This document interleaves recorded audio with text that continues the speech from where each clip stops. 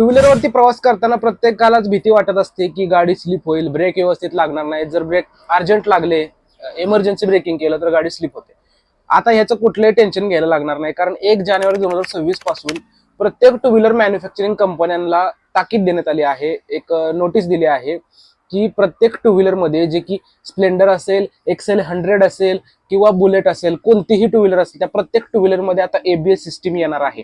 मित्रांनो, ABS system पहिलं फक्त 125cc सेगमेंट, जे की 125cc चे इंजिन होते, त्याच्या वरच्या इंजिनचा एबीएस सिस्टीम येत होतं. त्यात पण आपल्याला ऑप्शन दिले होते की ड्युअल चॅनल एबीएस घ्यायचा की सिंगल चॅनल. आता सिंगल चॅनल आणि ड्युअल चॅनल नक्की काय हे आपण व्हिडिओमध्ये पुढे पाहणार आहे, त्यामुळे व्हिडिओला शेवटपर्यंत नक्की पहा.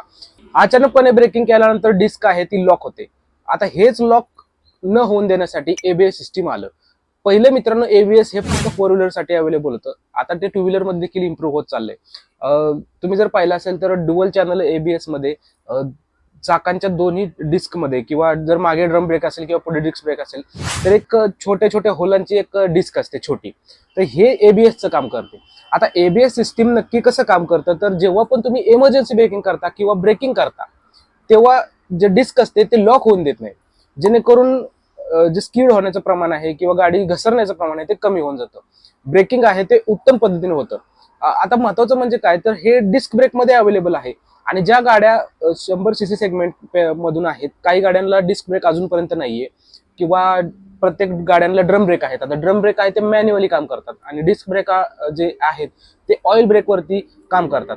तर हे कसं काम करणार? एबीएस हे इलेक्ट्रिकल सर्किट वरती काम करतं, त्याला एक सॉफ्टवेअर असतं, आणि जेव्हा तुम्ही पण इमर्जन्सी ब्रेकिंग करता तेव्हा एक सेन्सर चाकामध्ये लागलेला असतो.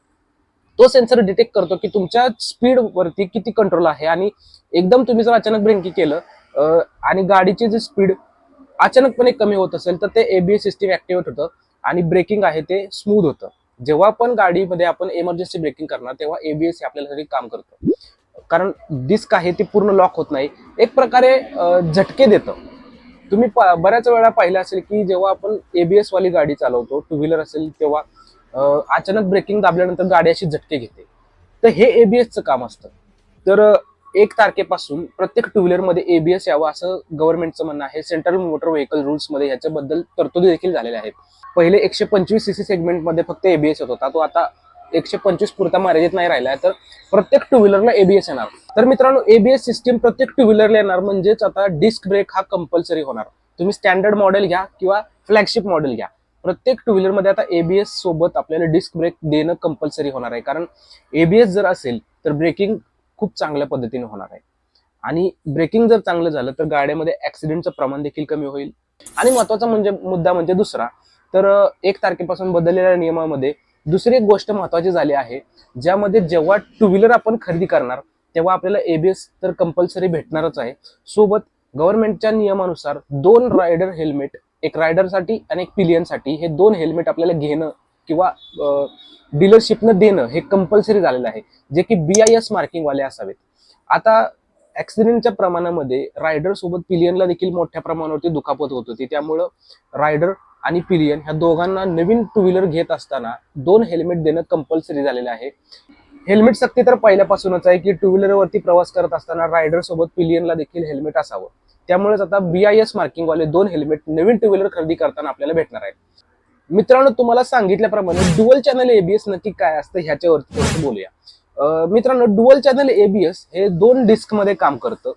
आता ड्युअल चॅनल आणि सिंगल चॅनल एबीएस मध्ये काय फरक आहे, तर ड्युअल चॅनल एबीएस मध्ये पुढच्या चाकामध्ये आणि मागच्या चाकामध्ये दोन्ही ठिकाणी जे डिस्क असतात, किंवा मागे ड्रम्स असेल किंवा पुढे डिस्क असेल, तर तिथं 2 सेन्सर अटॅच असतात, म्हणजे दोन्ही चाकाला सेन्सर लावलेले असतात, आणि ते सेन्सर स्पीड कंट्रोलचं काम करतात. जर इमर्जन्सी स्पीड मध्ये आपण ब्रेक दाबला तर ते ऍक्टिव्हेट होऊन एबीएस ऍक्टिव्हेट करतात.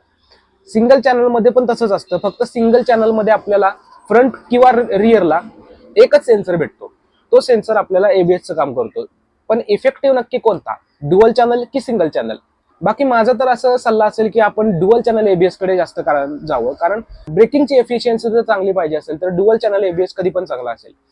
बाकी मित्रांनो, 1 जानेवारी 2026 पासून हे 2 नियम महत्वाचे टू व्हीलर साठी ऍड झालेले आहेत, ज्यामध्ये आपल्याला एबीएस मॅन्डेटरी झालेलं आहे प्रत्येक टू व्हीलर साठी, आणि 2 हेल्मेट रायडर आणि पिलियनला BIS मार्किंग वाले हे डीलरशिपनं देणं बंधनकारक झालेलं आहे. आता मित्रांनो, टू व्हीलर खरेदी करताना एबीएस वालीच गाडी खरेदी करा, कारण आपल्याला एबीएस हे खूप फायदेशीर ठरणार आहे. त्यामुळं नवीन टू व्हीलर खरेदी करताना एबीएस जरूर नक्की आपल्या गाडीमध्ये असावं याची खात्री करून घ्या. बाकी ह्या व्हिडिओमध्ये एवढंच. पुन्हा भेटूया अशाच एका नवीन माहितीसोबत. तोपर्यंत आपल्या मोटर टॉक मराठी चॅनलला सबस्क्राईब करायला विसरू नका. पुन्हा भेटूया अशीच एक नवीन माहिती घेऊन. धन्यवाद.